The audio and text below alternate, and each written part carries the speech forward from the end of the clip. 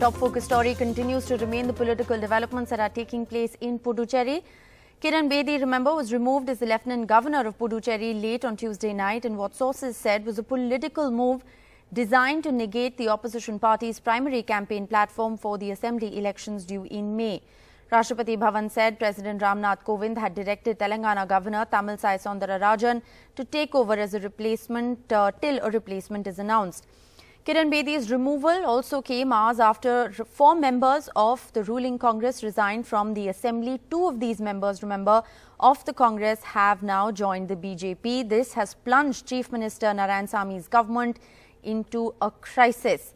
Narayanasamy spoke with NDTV and said that one of the MLAs who had resigned had been harassed several times by Kiran Bedi. Mr Narayanasamy, thanks very much for speaking to NDTV. My first question to you, sir, why do you think Ms Kiran Bedi has been removed as Lieutenant Governor? See, we have been demanding her removal for the last 4.5 years. The day she assumed office, she behaved in an autocratic manner, and we did several agitations against her for removal. Yes. We met the Prime Minister, we met the Home Minister, we met the President of India. But the BJP government and the centre was encouraging her to create problem for our government. Right.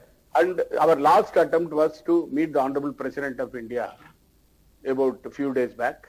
Yes. We gave a memorandum to him after all the agitation. It was the secular front. Congress, DMK and allied parties have joined together and wanted a removal. And ultimately we have succeeded. The victory is for the people of Puducherry. Sir, now let's talk about your government. If my numbers are correct, you are right now on the halfway mark with 4 MLAs having resigned and 1 being disqualified. Is your government in crisis, sir?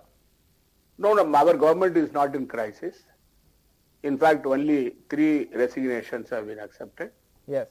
As far as the 4th is concerned, we have been talking to our Honorable Minister, Sri Malladi Krishna, and we are in a majority. Because the creation has been made by BJP. What BJP is doing in Puducherry, what they did in Arunachal Pradesh, Manipur, then the Karnataka, Madhya Pradesh, what they are doing, they topple an elected government by luring them, by poaching them, yes, by using money power and also their power at the center, yes, and threatening them, and booking cases against them, yes, using ED, CBI, income tax against the MLAs and MPs. This is the way of democracy. The people of India now they understood, yes, that BJP is not bothered about democratic norms and values. Honorable Prime Minister is telling the cooperative federalism. Where is cooperative federalism? It is a dictatorship in Government of India. But as we completed with all this, the pressure from the central government, interference by Lieutenant Governor Kiran Bedi, opposition parties targeting our government, we have completed full term. And Sunil Prabhu joins us with the very latest. Sunil, interesting political developments that are taking place in Puducherry. The Chief Minister, of course, has alleged that this is all a part of Operation Kamal ahead of the elections. How serious is the threat to the Congress government at the moment, and what can we expect from Rahul Gandhi's visit to Puducherry today? Well, this will definitely be a boost for the Congress workers there. There have been a lot of problems for the alliance, the Congress and the DMK ahead of the assembly elections. There are others who are very keen and interested.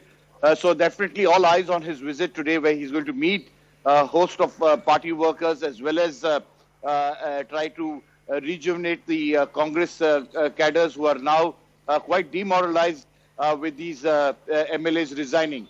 Having said that, of course, the fact that Kiran Bedi has been finally removed will be a big sign of relief, not only for the Chief Minister, as you heard, but for many within the political circles. Because be it the BJP, be it the ADMK, be it the DMK, be it the PMK, name any political party, I think they were all together in the fact that they didn't want and the fact that Kiran Bedi had become a political liability. So ultimately, good reason had to come. The Home Minister as well as the Prime Minister directing the President, requesting the President to remove Kiran Bedi. So she didn't complete her tenure and they've appointed somebody as a stopgap arrangement. Definitely, whether this government is in a minority or not, can be only tested on the floor of the House. But either way, it's only another month's time before, and hopefully in another week or so, the Election Commission will be announcing the dates for the elections in Pondicherry as well as Tamil Nadu, apart from West Bengal and Assam. So it's in that context we'll have to wait and see whether this government will continue. But either way, it's a big